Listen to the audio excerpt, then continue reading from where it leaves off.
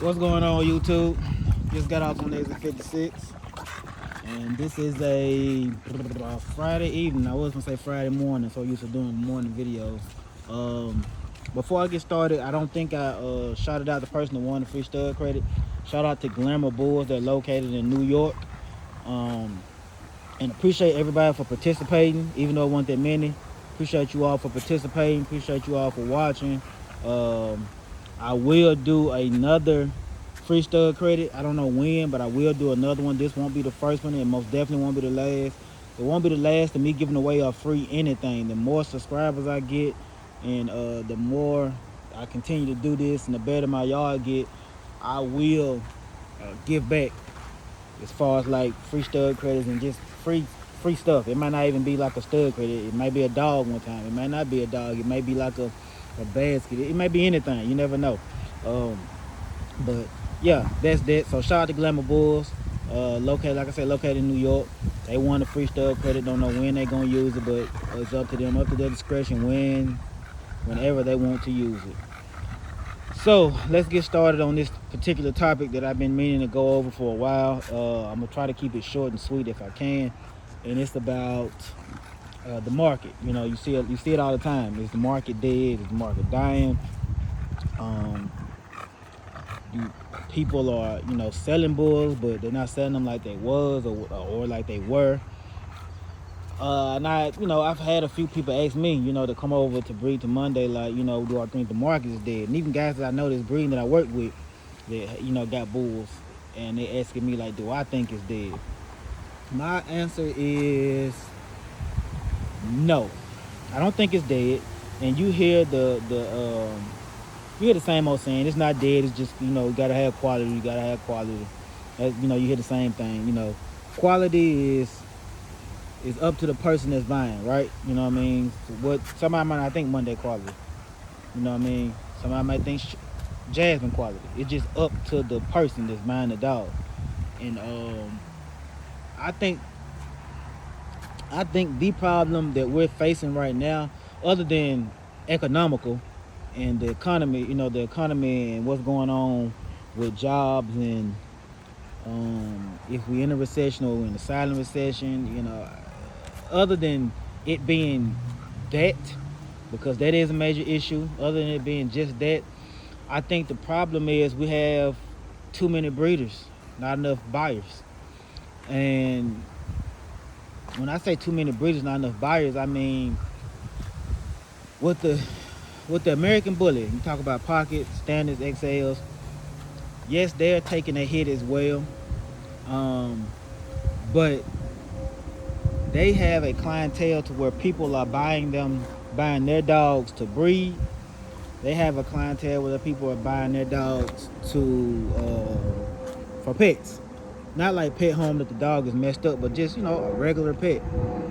And they just, person don't want to breed. I know when I was breeding pockets, I had like 50-50 come to me. Some people wanted them to breed, some people wanted them just as pets. And if they want to breed, they just have that option. But for the most part, they just, people that came by them as pets, that's just what they bought them as. They didn't want to breed at all. So, and I think that's the problem with the quote-unquote exotics. Coming out here to get a bone. I bought like a pack of bones, and they always sneak them out here, and they don't have none in the house to chew on. So they bring all their bones and all their ropes out here, which I think is stupid. But anyhow, but yeah, what was I? Oh yeah. Pocket bullies, regular American bullies. They have a clientele of people that just want to buy pets. You know what I mean? Just a good quality pet, a good quality breeding bully. But they don't want to breed. But if they have the option, they will. They just choose not to. And they just want a good, healthy dog. I think that's more so the problem than anything. With the exotic breeders, we more so,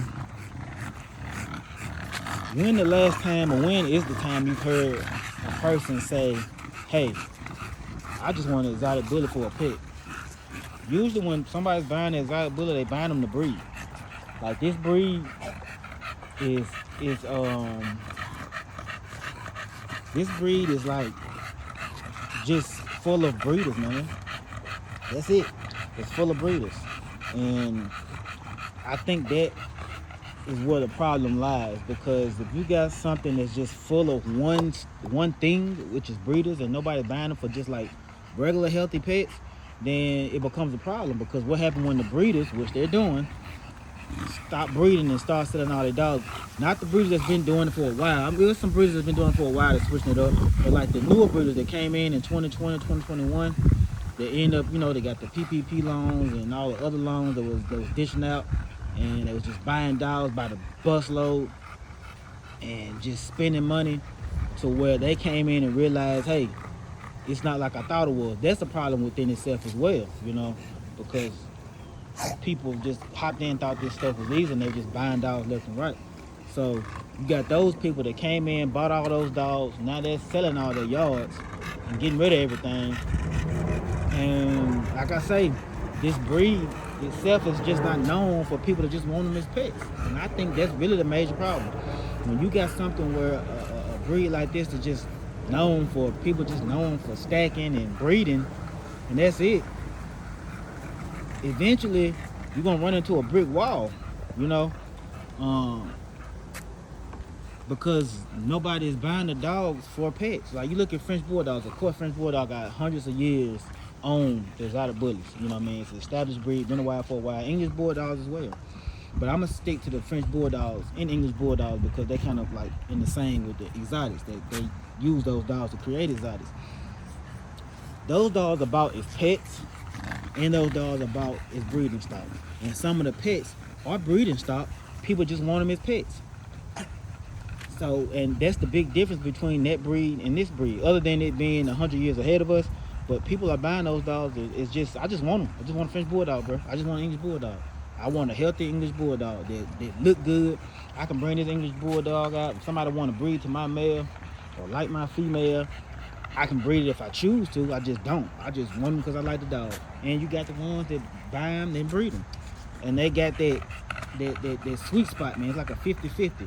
And when you got that, I think the breed can progress. I think the breed can move on. I think the breed can move forward. But when you just got just breeders and that's it's a problem. It becomes a problem, I think. And I think it needs to be, we need to try to find out a way where we can get these dogs, make them more something.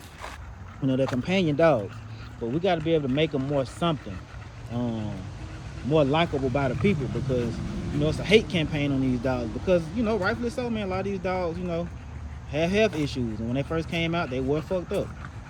But the breed is much better now, much better.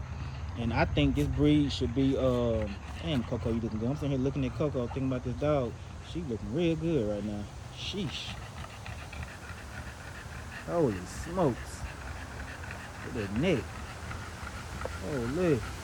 But anyhow, yeah, I think this breed could be it could be in a better position that it's in, That's my opinion. I think, we need to focus on, putting these dogs out there. There's a lot of camps that's doing it, putting these dogs out there as great companion dogs, and more so than just breeding dogs. But, that's to each his own. That's just my opinion on it. But as far as, and it all ties back into the market, you know what I mean? The moment we're able to get these dogs out there and put these dogs, and these dogs are pretty much promoted like Frenchies and English Bulldogs. Like, you got people that promote English and French Bulldogs that's not even breeders. They just got them on their stories. They got them on their story. They got them on their TikToks, their Instagram, their Facebooks, whatever. Just doing silly things. And they not even breeders. And that's free promotion within itself. They don't tag the breeder. They don't do nothing. They just got the dog out there. Forget tagging me. I mean, you can. That's cool. But if you don't tag me, that's fine as well. As long as you promoting the dog in a positive light, that puts that sheds on the positive light, then that pretty much brings more positivity towards the breed.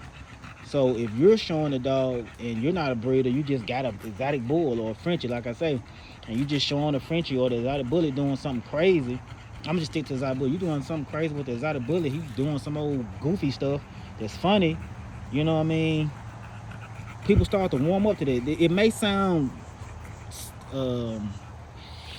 simple, me saying this, like it may sound real simple, like, oh, tail don't work like that. No, it don't work like that at first. But the more and more people see this breed in a different light other than being bred and just stacked on a table and niggas hollering all day and day long, man, Like the more and more people are able to see this dog in a different light, it changes the dog within itself.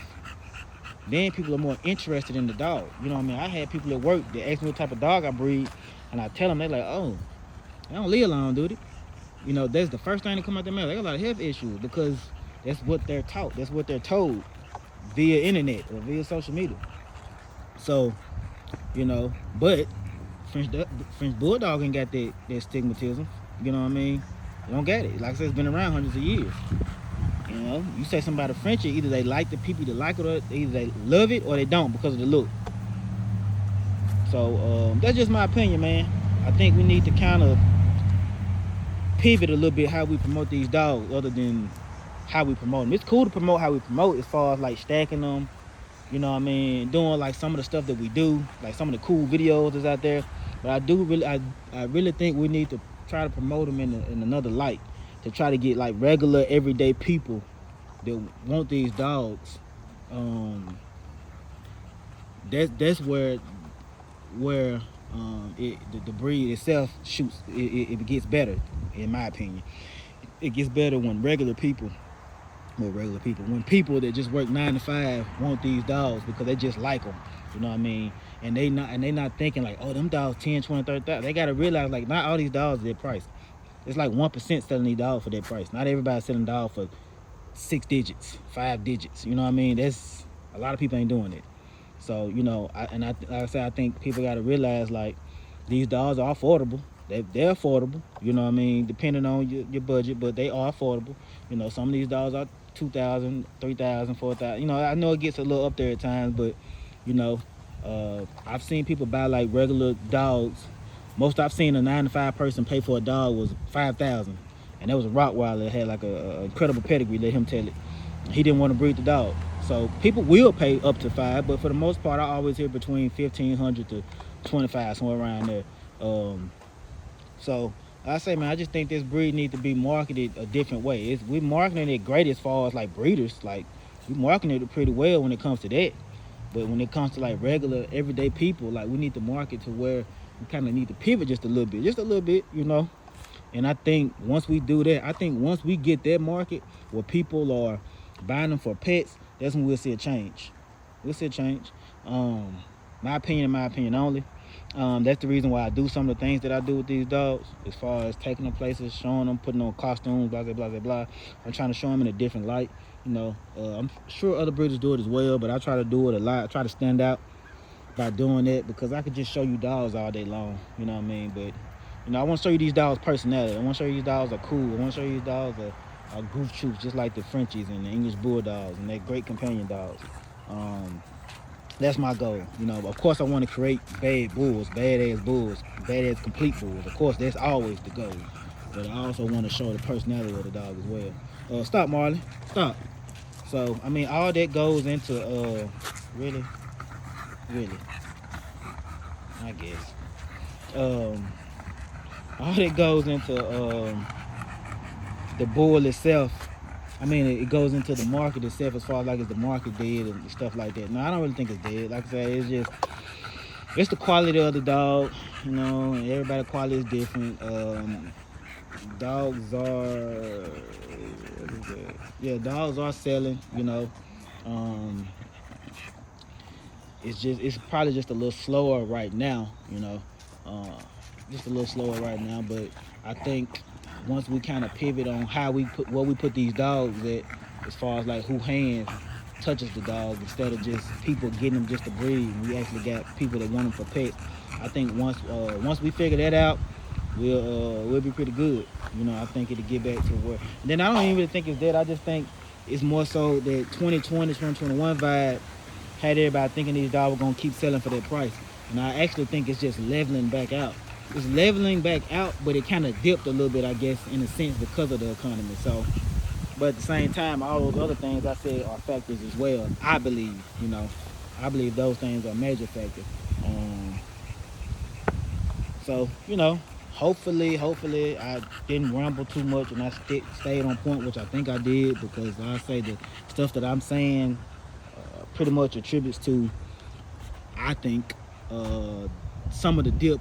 I think the economy is the major thing, but I also think that people not buying the dogs or not, just wanting the dogs is just a pet per se.